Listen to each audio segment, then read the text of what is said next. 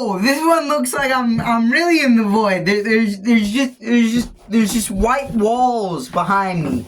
Anyways, yeah, we're back in the other side of the Laugh Fest studio. Alright, you remember Laugh Fest? Wasn't that fun?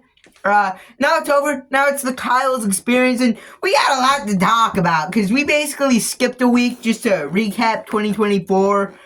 If anything, I should have done it this week, but let's dive into some of the topics. One of the most pressing topics happened New Year's last year, New Year's Eve, if you rather, December 31st. It happened there. Basically, a lot of creators, aka Augie RFC, Turkey Tom, Nicholas Diorio, Chud Logic, all hopped on a stream. They were basically playing Call of Duty and having a lot of fun with each other. A lot of stuff happened on that stream. Chud Logic leaked the fact that Boblax wears dresses.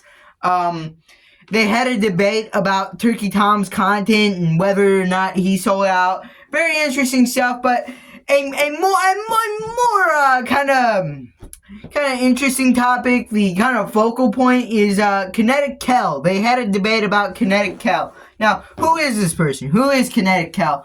Well, from what I can tell, they're like a girl that covers like community drama, much like me, but I'm not a girl. But she's a girl, and she basically does the same thing. She also does, like, interviews with some commentary creators.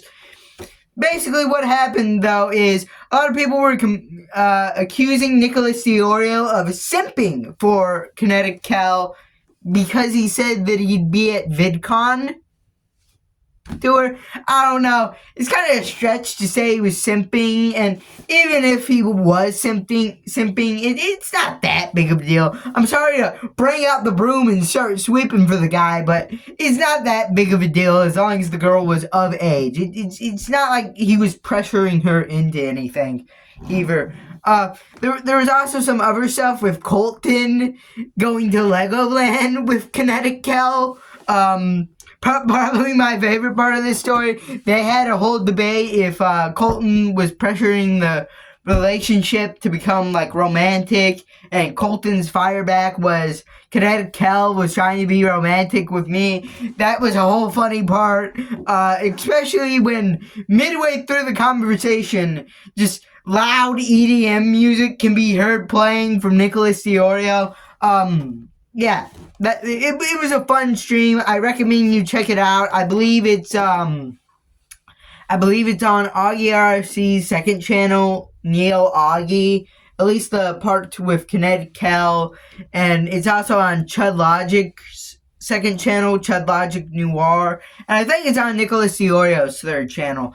But anyways, really fun stream. A lot of good memories to end off the year. More stuff that happened, more follow-up stories, Lego Wars. We've kind of been following this since I made the whole, like, big retrospective, just kind of to talk about it. The two leads we've gotten are, I think they're okay. I think they're alright. Basically, the last two have been trying to replicate Robot Wars and BattleBots, and, In Heat H, for example, they have Bricker Brother and Hypnodisc. They're obviously supposed to represent Bigger Brother and Hypnodisc after the iconic fight they had in Robot Wars, but now it's Lego. The fight didn't really live up to the former's reputation as one of the best Robot Wars fights.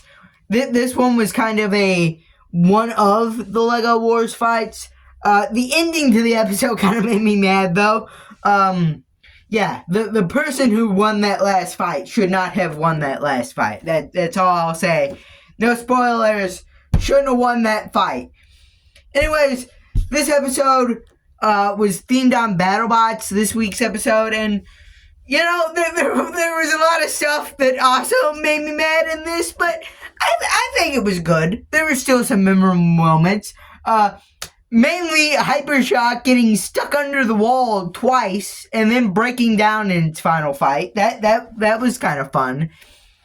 Monsoon falling apart just randomly. One half of it just kind of breaks off from the rest of it. That was a really funny moment. Other stuff here.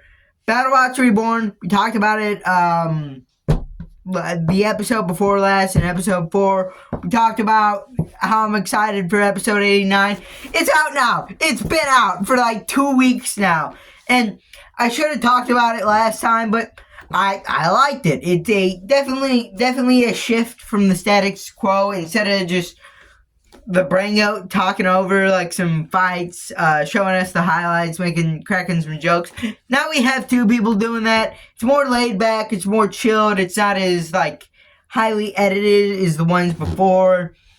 Yeah, I liked it. I didn't really like the fights at the end being all highlighted. Of course, there is like the full fights on their Patreon, but I wish they just kind of show us the whole fights. But it's honestly proven not to be too bad of an ideal to have 2 people commentating this. Some other follow-up from the from episode 4, I teased my second most popular video in that. I wasn't for sure if I wanted to make a video on Finn McKenty, but I made a video on Finn McKenty, and you guys seem to like it. It has like a little over 100 views now.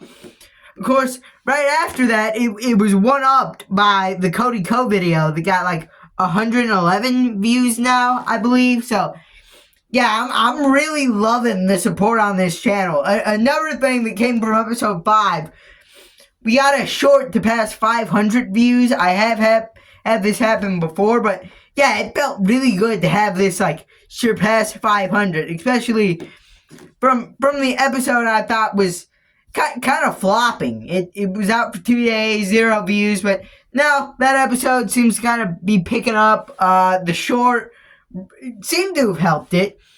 Yeah, so I'm really glad about all the support. Hopefully, going into this new year, we can keep some of this motion going. We can start climbing up to 50, start doing live streams. Live streams, I'm telling you, are really going to pick up the growth of this channel. I'm talking, when I used to do these live streams on my old channel, I'd go live for about an hour, and then when I finish, it's like 3 or 4 sub gains. Like, the VODs would have 100 views sometimes. I think that's really gonna exponentially speed up the growth. So, yeah, let's get to 50. I'm really pumped for this year. First podcast of this year. I hope everyone's enjoying it. What are some other topics I could talk about? Ethan is online, came out as trans, made a whole video when they already came out as trans, but now they further came out in this video. It's kind of cringe. But then Ethan Klein, they made like this super cringy video on Ethan Klein where they just react to their videos and make some of the dumbest points. Like, somehow this girl manages to like justify like that extremely nuclear clip of them like being heavily anti-Semitic to Ethan Klein at the TwitchCon panel they were hosting. You know what I'm talking about, with Frogan and Denims, where they were like anti-Semitic to Ethan.